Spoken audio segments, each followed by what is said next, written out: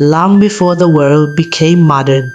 In the heart of ancient Edo land, there stood a mighty kingdom surrounded by thick forests, tall walls carved with symbols of power. The kingdom was ruled by a wise but strict Oba, whose word was law and whose throne had stood for generations. Among all his children, one stood out, Prince Eghosa, the crown prince and heir to the throne.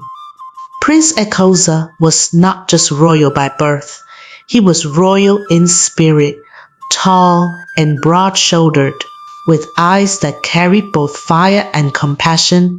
He was known as the Lion of Edo. From a young age, he trained with warriors, learned the sacred traditions of the ancestors, and mastered the art of war. Wherever danger threatened Edo land, Prince Eghosa stood at the front. The people loved him, but they also feared the laws of the land, laws that had existed long before he was born. The law of the orphans. One of the harshest laws in Edo land concerned orphans. It was believed that children who lost both parents carried misfortune. The elders claimed such children attracted bad spirits and imbalance. As a result, orphans were forced to live outside the village boundary, close to forests where wild animals roamed. They were forbidden from owning land in the village, forbidden from marrying into noble families, and forbidden from holding any position of honor. Many were treated cruelly, mocked, and forgotten. Among these forgotten souls was a young woman named Itohan. Itohan, the girl at the boundary. Itohan lost her parents when she was very young.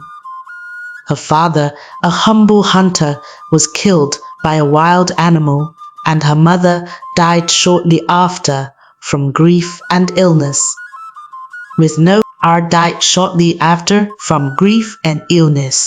With no relatives willing to challenge tradition.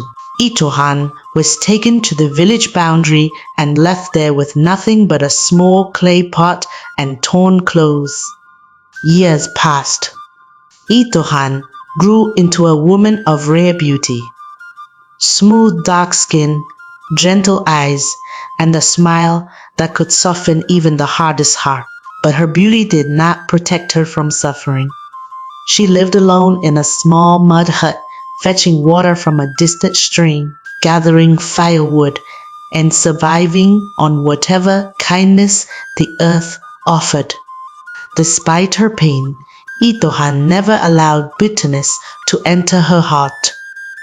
When travelers passed by, she offered water. When children strayed near the boundary, she guided them back safely at night.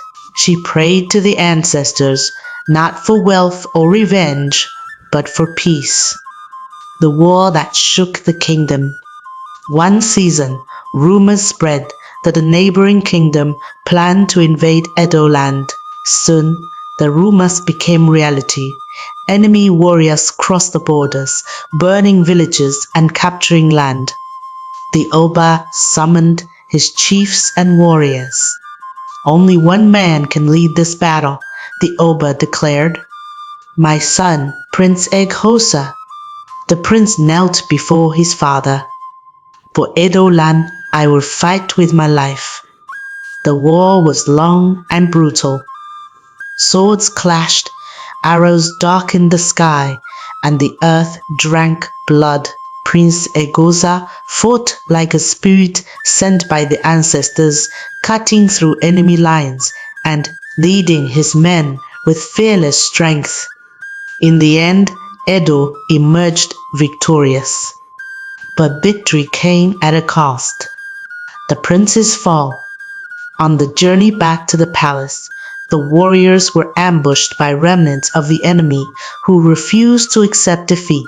In the chaos, Prince Eghosa was struck by a poisoned blade.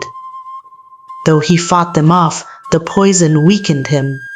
Separated from his men, Bleeding and dizzy, the prince wandered alone as night fell. His strength failed him, and his vision blurred.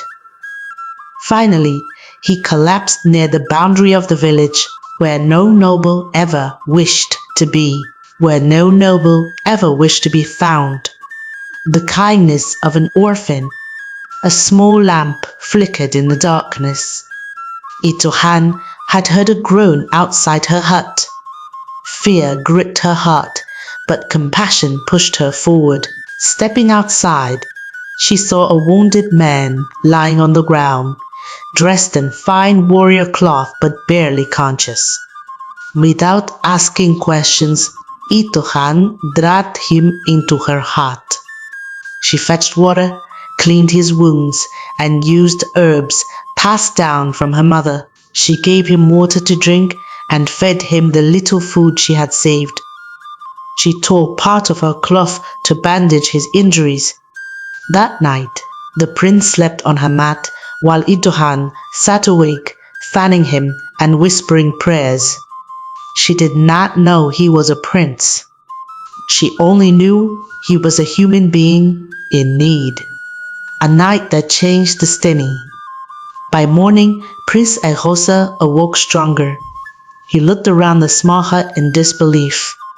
"Why would you help a stranger?" he asked weakly. Itohan smiled softly. "Because the ancestors teach us that kindness is never wasted." They spoke for hours. The prince learned of Itohan's life as an orphan, her banishment, her loneliness.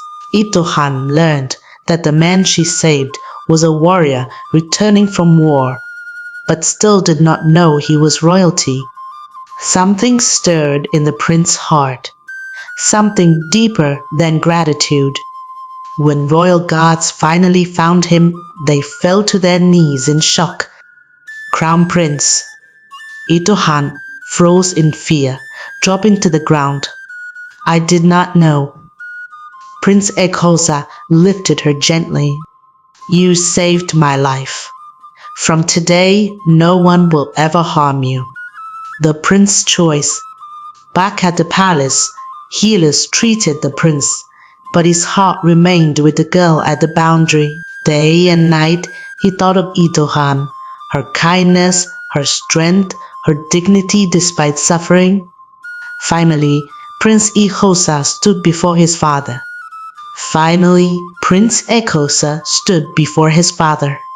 "I wish to marry Itohan." The palace exploded with outrage. "She is an orphan. She lives outside the boundary. It has never been done." But the prince did not move. "She saved my life when the law abandoned her.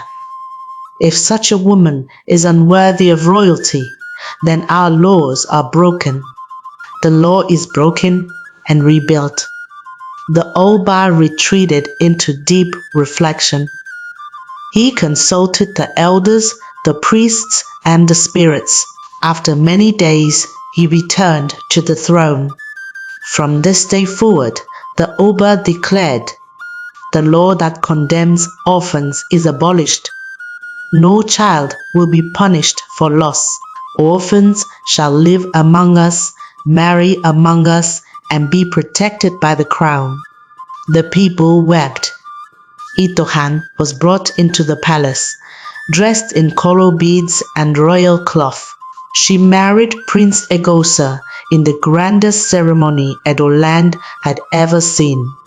She became Queen Itohan, the first orphan to marry a prince, the woman whose kindness rewrote history, the legacy of love.